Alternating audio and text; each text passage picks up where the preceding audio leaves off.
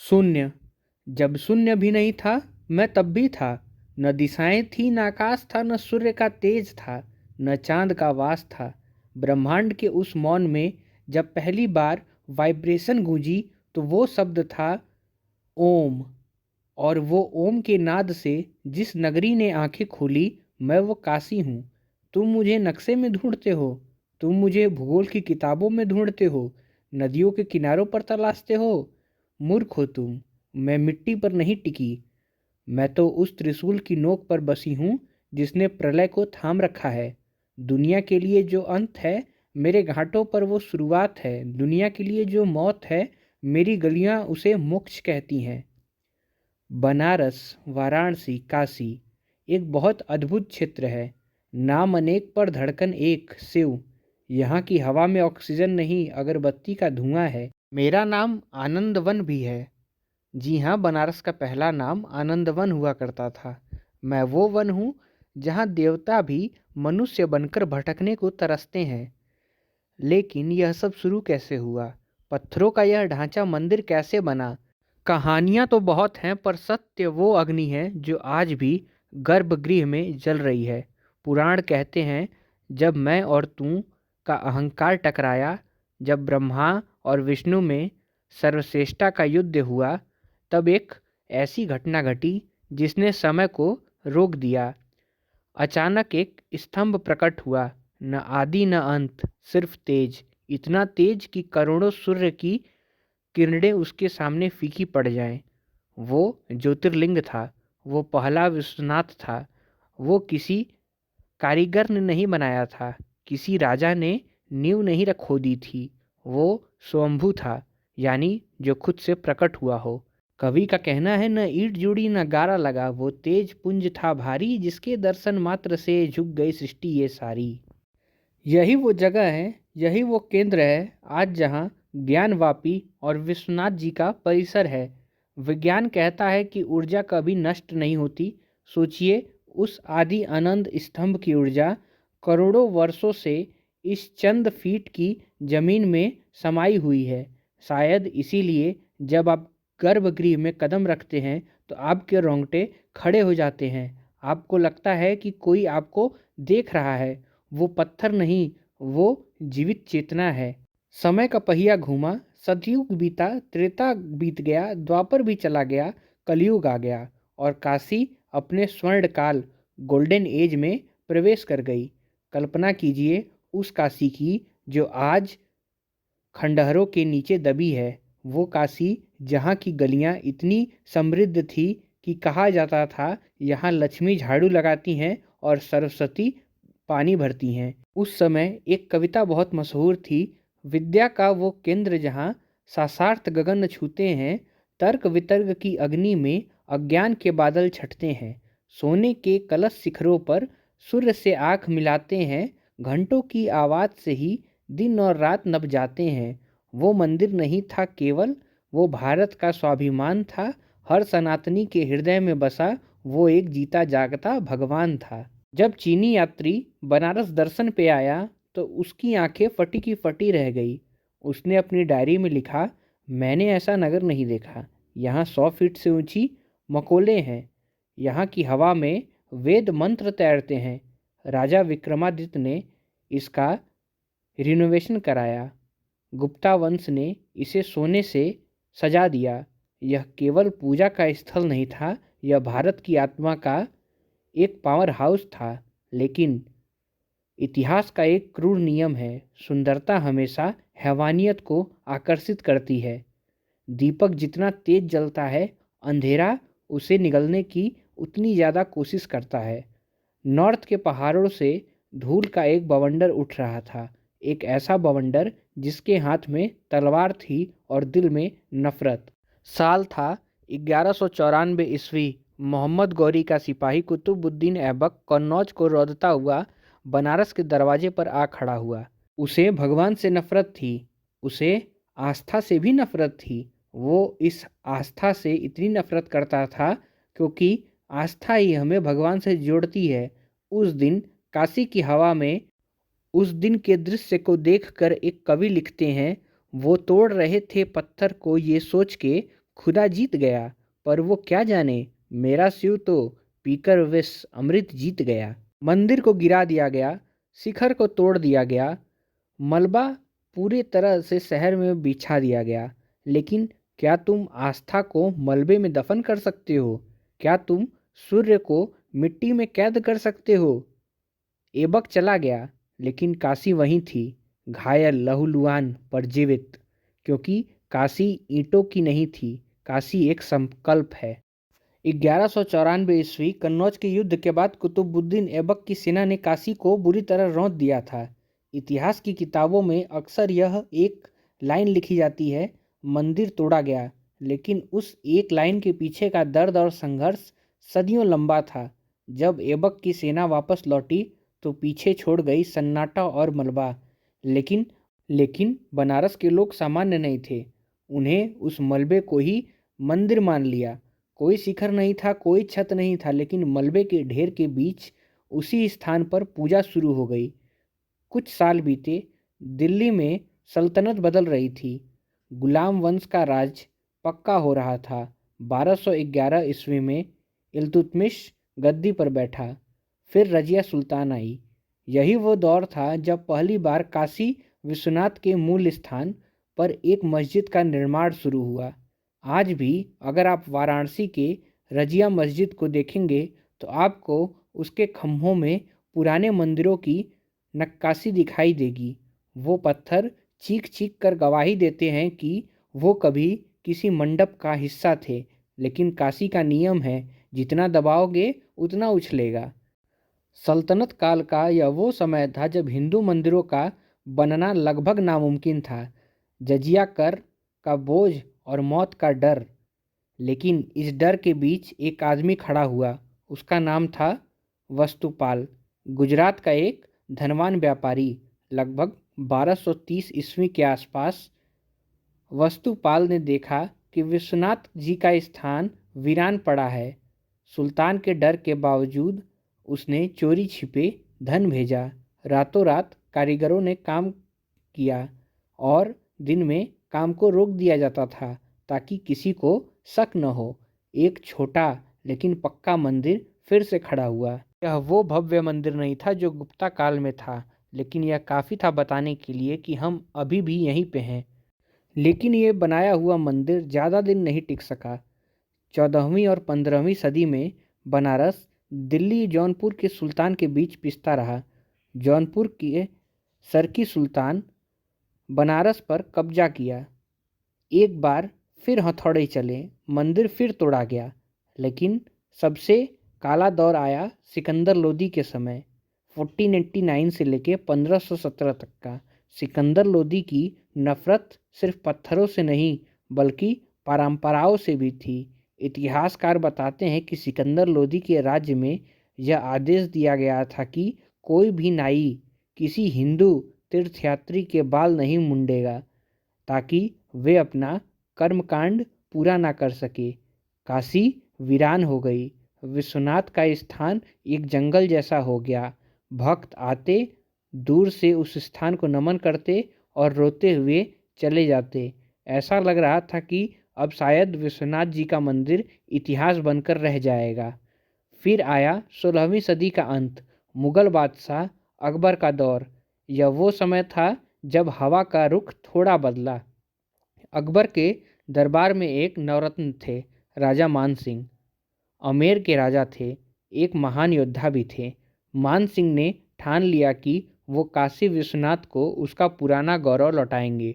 लेकिन यह इतना आसान नहीं था। कहानी एक बहुत बड़ा ट्विस्ट आता है। जब मान सिंह ने 1585 ईस्वी में मंदिर बनवाने की घोषणा की तो बनारस के ही पंडितों ने उनका विरोध कर दिया। क्यों? क्योंकि मान सिंह ने अपनी बहन की शादी मुगल बादशाह अकबर से की थी। जोधा अकबर का जो संबंध था।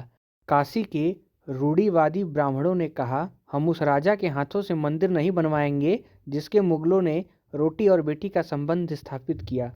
मान सिंह धर्म संकट में थे। पैसा था, पावर थी, बादशाह की अनुमति थी, लेकिन समाज खिलाफ था उनके।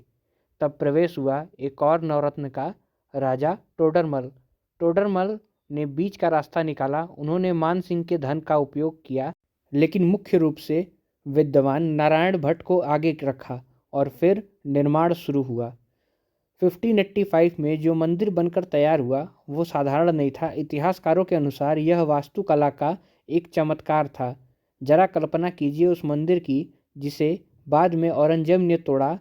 यह वही मंदिर था जिसके अवशेष आज ज्ञानवापी मस्जिद की पिछली दीवार पर दिखते हैं। इस मंदिर का एक विशाल सभा मंडपम था। गर्भगृह के ऊपर 128 फीट ऊंचा शिखर था। चारों तरफ छोटे छोटे मंदिर थे। यह सिर्फ एक मंदिर नहीं था, यह एक पूरा विश्वविद्यालय था जहां वेद की शिक्षाएं दी जाती थीं। अगले 80 सालों तक यानी 1585 से 1669 तक काशी ने शांति देखी। सुबह मंगला आरती होती, शाम को श्रृंगार आरती। तुलसीदास जी ने इसी दौर में बनारस में रहकर रामचरितमानस पूरी की। शिवाजी महाराज अपनी आगरा यात्रा के दौरान इसी मंदिर के दर्शन करने आए। सब कुछ ठीक चल रहा था। भक्तों को लगा कि अब बुरे दिन बीत गए, लेकिन उन्हें नहीं पता था कि दिल्ली के तख्त पर एक ऐसा साया बैठने वाला है जो अपने ही बाप शाहजहां को कैद कर देगा और अपने भाइयों का कत्ल कर देगा। 1958 ईस्वी में औरंगजेब बादशाह बना। औरंगजेब का एक भाई था जो काशी और काशी की संस्कृति का प्रेमी था। औरंगजेब ने उसका सिर काट दिया। औरंगजेब का मानना था कि मंदिरों में गलत शिक्षाएं दी जा रही हैं। उसे बनारस के ब्राह्मणों और उनकी विद्याओं से चिढ़ थी। उसने अपने अधिकारियों को फरमान भेजना शुरू किया। शुरुआत में छोटे मोटे आदेश आए, लेकिन बनारस की हवा में तनाव बढ़ने लगा था। गुप्तचर खबर ला रहे थे कि दिल्ली से एक बड़ी सेना पूरब की तरफ बढ़ने वाली है। काशी के पुजारी जो पिछले 80 सालों से चैन की नींद सो रहे थे, अब रातों को जागने लगे। उन्हें अपने सबसे कीमती खजाने ज्योतिर्लिंग को बचाने की योजना बनानी थी। उन्हें पता था इस बार जो आ रहा है वो सिर्फ लूटने नहीं आ रहा है, वो जड़ से मिटाने आ रहा है। और फिर वो तारीख आ गई, 18 अप्रैल 1669। मुगल दरबार से एक खबर आई कि हिंदू के सारे मंदिर को तोड़ दिया जाए। इसमें काशी विश्वनाथ भी थे। वह सुबह रोज जैसी नहीं थी। हवा रुकी हुई थी, पंछी खामोश थे। दूर से घोड़ों की, तोपों की आवाज़ें गूंजने लगी थी। मुगल सेनापति फिदाई खान के नेतृत्व में एक विशाल सेना बनारस में प्रवेश कर चुकी थी। उनके हाथ में औरंगजेब का फरमान था और आंखों में एक ही मकसद, विश्वनाथ जी का अंत करना। घर की दीवार को तोड़ दिया गया। बनारस के आम लोग, नागा साधु और मंदिर के रक्षक, जिनके पास तलवारें भी ठोस नहीं थी, वे उस विशाल मुगल फौज के सामने दीवार बनकर खड़े हो गए। यह युद्ध जीतने के लिए नहीं था, यह युद्ध समय खरीदने के लिए था। सिर्फ कुछ मिनट, ताकि गर्भगृह के भीतर कुछ बचाया जा सके। गलियों में खून बह रहा था। हर एक कदम पर मुगल सेना को प्रतिरोध मिल रहा था, लेकिन तोपों और बारूद के आगे तलवार कब तक टिकती। सेना मंदिर के मुख्य द्वार तक पहुंच चुकी थी। बाहर दरवाज़ा टूटने ही वाला था। महंत जी जानते थे कि अब मंदिर को नहीं बचाया जा सकता। ईंटें गिरने लगी थीं, शिखर टूटने लगा था, लेकिन विश्वनाथ को कोई छू नहीं सकता। किंवदंतियाँ हैं कि उस पल महंत ने एक कठोर निर्णय लिया। उन्होंने भारी भरकम ज्योतिर्लिंग को अपने हाथों पे उठाया। वो पत्थर जो अचल था, आज अपने भक्त की गोद में था। मंदिर के प्रांगण में ही एक कुआं था, ज्ञानवापी। वो कुआं जिसका जल ज्ञान का प्रतीक माना जाता था। जैसे ही सेना अंदर घुसी, एक भारी छपाक की आवाज़ आई। महंत शिवलिंग को अपने सीने में लगाए उस गहरे कुएं में समा गए। उन्होंने अपने प्राण त्याग दिए, जल समाधि ले ली, सिर्फ इसलिए ताकि कोई अपवित्र हाथ उस ज्योतिर्लिंग को छू न सके।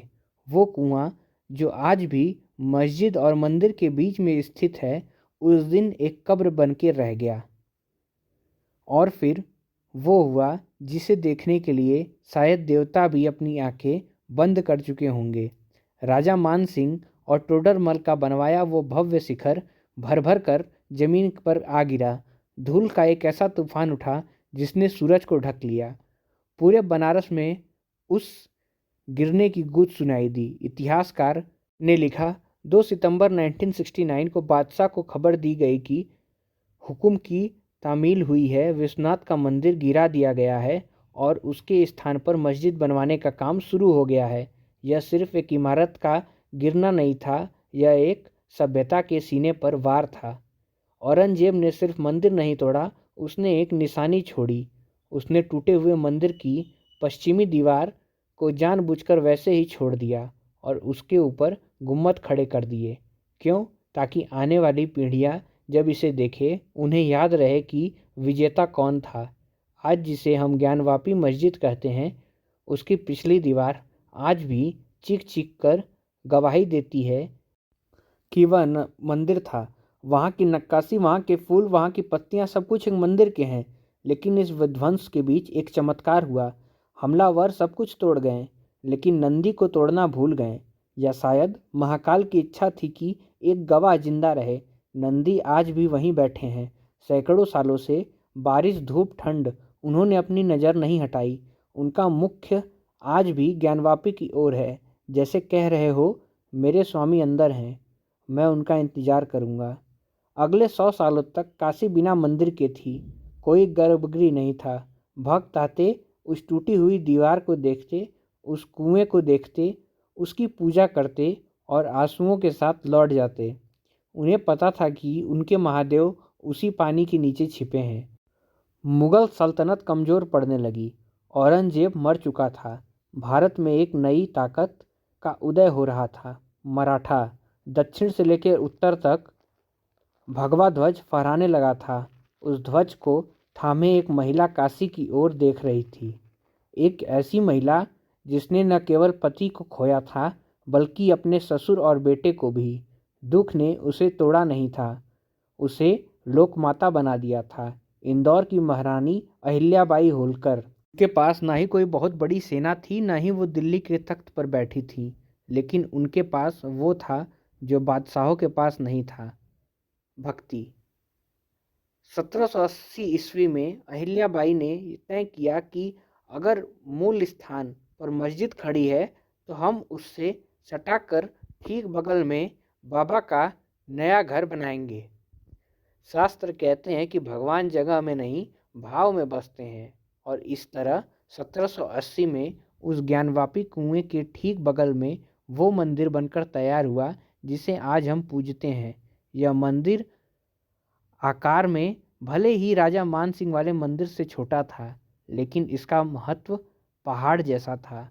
अहिल्याबाई ने बिखरे हुए शिव को समेट लिया था। उन्होंने साबित कर दिया था कि विध्वंस करने वालों के हाथ से निर्माण करने वालों के हाथ हमेशा ऊपर होते हैं। मंदिर बन चुका था, लेकिन अभी एक कसर बाकी थी। शिव तो अघोर हैं, भस्म रगड़ते हैं, लेकिन भक्तों को चैन कहाँ।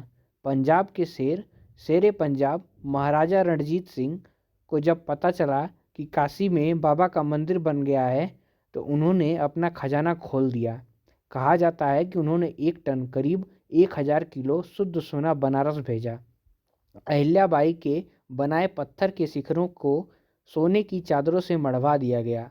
जब सूरज की पहली किरण इस सोने के शिखर पर पड़ी, तो मुगल सल्तनत का वो काला इतिहास उस चमक के आगे फीका पड़ गया।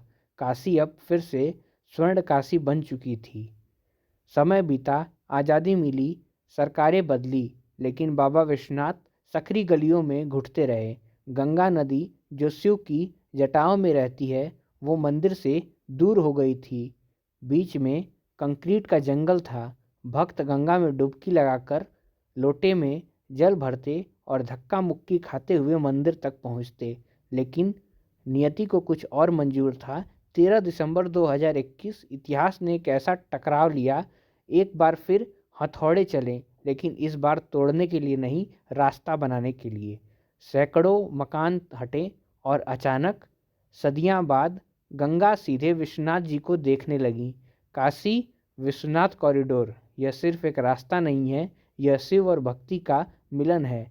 आज आप ललिता घाट से जल लेकर चलते हैं तो कोई दीवार कोई गली आपको नहीं रोकती, आप सीधे बाबा के दरबार में पहुंचते हैं। यह वही भव्यता है जिसका सपना अहिल्याबाई ने देखा था। देखो तुमने कितनी तलवारें टूटी, कितने तख्त पलटे, मगर मैं नहीं बदला। वो आए थे मुझे मिटाने, मेरा नामो निशान हटाने। उन्होंने मेरे पत्थरों को तोड़ा पर मेरे प्राणों को नहीं छुपाए, क्योंकि मैं पत्थर हूँ ही नहीं, मैं तो प्रभाव हूँ। आज भी जब तुम ज्ञानवापी की उस दीवार को देखते हो तो उदास मत होना। वो दीवार मेरी हार नहीं, मेरे धैर्य का प्रमाण है। नंदी आज भी इंतजार में है और शिव का इंतजार कभी व्यर्थ नहीं जाता। याद रखना, जब जब धर्म पर आघात होगा तब तब सत्य को मलबे में दबाया जाएगा। मैं फिर उठ खड़ा हूँगा, कभी अहिल्याबाई बनकर, कभी रंजीत बनकर। मैं काशी हूँ, मैं अनादि हूँ, मैं अनंत हूँ। मैं कल भी था, मैं आज भी हूँ, और मैं जब ये दुनिया नहीं रहेगी तब भी रहूँगा। मेरे शमशान की राख में जीवन खेलता रहेगा। हर हर महादेव।